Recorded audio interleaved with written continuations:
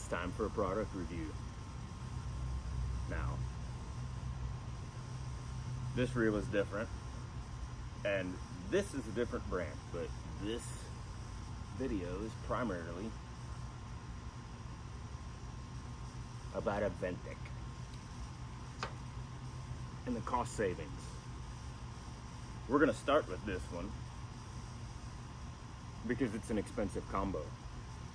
This is an Echo Badass Glass with a Lamson Velocity. It's gonna cost you a chunk of change. A chunk. Significant. This has an Allen on it, but it is an Aventik 9-weight. It's a very nice rod.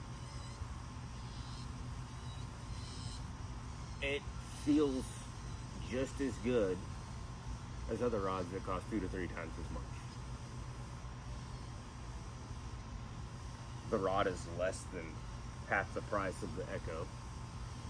Kind of an apples to oranges IM10 graphite fiberglass. This is a 9-weight. What we have here is an Aventik Fly 8'4" glass. This rod is in the $55 range, so it's $200 cheaper than that one. You want apples to apples? There's your comparison. This is a nice rod. This is also a nice rod. I will pick this one 10 to 1. With a $30 reel on it. Call me cheap, call me what you want. I'm gonna have just as much fun. This rod's been all over with me. It's been to Costa Rica, it's been to Brazil. It's caught some pretty awesome stuff. These rods here, I do not worry about. This rod, if I'm in the bushes, if I'm in the mangroves, if I've got something behind me during my backcast, I'm gonna be concerned is if I hit this rod and I break it, are they gonna cover it under warranty? Maybe. They probably will. These rods, if you break them, you can purchase sections, but they also have just as awesome a warranty as very expensive rods. But a lot of people don't know about Aventik is it's also river runs. I'm in Florida, so these are good for about 3 times a year. The beanie caps, love them. I do travel to hunt and fish sometimes, so those will come in handy. Their buffs are a lot more slippery and finely woven.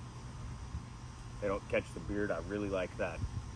So what we have here, guys, is an IM10 graphite 9-weight. It has an Allen on it because my reel that size is on the glass rod. I will be getting an Aventik to switch to that. I did purchase this Allen very cheap. I think I paid $35 for it on eBay. Call me cheap if you want. I'm not gonna go buy new stuff to beat the crap out of it. This Lamson Velocity was actually given to me. It was found in a river in Michigan by a friend of mine that was salmon fishing that doesn't fly fish. So to kick that off,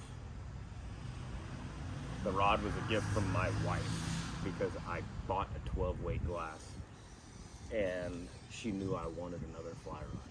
I bought my 12-weight glass very, very inexpensive when they discontinued that line. She found a place to find me a 9-weight that matched. That's the only one I have left. I lost the rest of the stuff in Hurricane Ian 11 months ago. I already owned the 9-weight and the 4-weight before the storm. They survived. I lost, I would say 80-90% of my gear in the hurricane. Yes, that's a tan line on my hand. I just noticed I don't have my wedding band on, so that's kind of weird feeling. So from Aventik, I have the 9-weight IM10, the 8-weight glass, love it. 7-weight Heritage with the trout skin on it. If you watch some of my YouTube shorts or TikTok or any of that, this is a reel you will see a lot. This is what I catch most of the tarpon on, peacock bass, all that kind of stuff. If you see the video with the 4-weight, it's this one. have a new 2 to 3 now. They had sent me a 2 to 3 when they sent me the 7.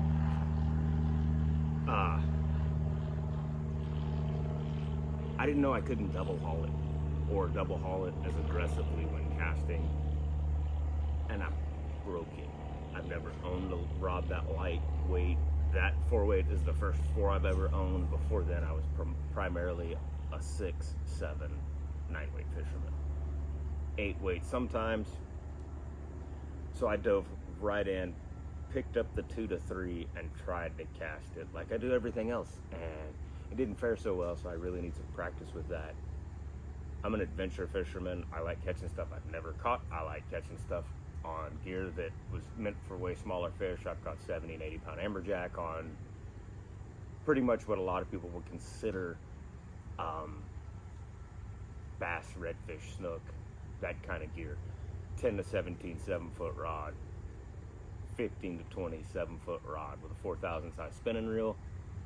I've done a lot of stuff, been a lot of crazy places. The 12-weight I had of this, I actually caught, I'm counting in my head, it was either 3 or 4 arapaima in the 20 to 40 pound range in Brazil. It wasn't a stock body of water because the region of Brazil we were in is completely overfished and pretty much fished out. The noise you're hearing in the background is it's Saturday morning. This rod, I've got numerous big peacock bass in the Everglades, a couple big largemouth, redfish, snook, big jack crevalle, 15 to 20 pound range. The goal for me is to go lighter. I'm already doing with the 4-weight what's meant to be done with the 7. I do use the 7 a lot because wind is no fun with a 4-weight. But if we break these rods down, the 7 and the reel have been fished in saltwater the last 5 weekends. I do wipe them down with a damp rag, let them dry before I put them in the tubes. I see no sign of corrosion on any of the guides. Props. The cork is holding up great. I have no corrosion on anything. The reels are holding up great. I did add some oil to them. You can see how dark the cork is on these 2 that I use them a lot. I do build custom rods. I don't like fishing my custom rods because I'm really good at breaking stuff. You're not going to beat these rods for the money. Like I said, the glass rods under 60 bucks, another $60 range. They go down as you go that way. I'm pretty sure this IM10 is the $110, $125 range. $30 reel. $30 roughly, depending on where you buy it. If you get it on the website, I think it's 33 bucks. The little 3 to 5, very, very inexpensive. I have it on the 2 to 3 weight. I have their line on it. This is their more expensive weight forward floating, has a killer taper. You're not gonna beat it for an $18 line. I've been fishing this one for the last 4 weeks. This is the Aventik $8 line. Does it cast this good? No. It's not even close to this one. It's nowhere close to big name line. A lot of what I'm fishing is around mangroves. We've got roots, we've got oysters, we've got barnacles, all within 5 feet of where I'm casting, so I'm not gonna throw this one in there. That line's got stuff shredded all over the head from being drug across sharp objects. This one will eventually get thrown like that. There's no way you're gonna get me to throw this line in where I throw this line. I'm not afraid to throw this stuff around roots because I can dish out 16, 18 bucks. It's not painful. This one has Rio bonefish on it. It's like $100. I'm not gonna throw that where I know as soon as I hook up, I'm getting shredded. I'm not gonna throw it on rocks. I'm not gonna drag it through the swamp where I fish. If you go back and watch some shorts, there's some goofy ones of me stomping trails. There's some video of me standing 5 deep in the mangrove swamp with tarpon in the air around me. You can see them rolling in the background while I'm fighting fish. I'm not your normal guy that has to have what's cool.